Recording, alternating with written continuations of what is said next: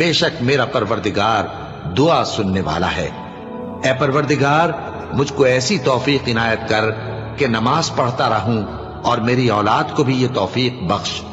ए परवरदिगार, मेरी दुआ कबूल फरमा। ए परवरदिगार, हिसाब किताब के दिन मेरी और मेरे माँ बाप की और मोमिनों की मगफिरत कीजिए। और मोमिनो, ये ना समझना कि ये जालिम जो काम कर रहे हैं अल्लाह उनसे बेखबर है। वो इनको उस दिन तक मोहलत दे रहा है जबकि दहशत के सबब आंखें फटी की फटी रह जाएंगी और लोग सर उठाए हुए मैदान क़यामत की तरफ दौड़ रहे होंगे। उनकी निगाहें खुद अपनी तरफ लौट न सकेंगी और उनके दिल मारे खौफ के हवा हो रहे होंगे। और लोगों को उस दिन से आगाह कर दो जब उन पर अजाब आ जाएगा।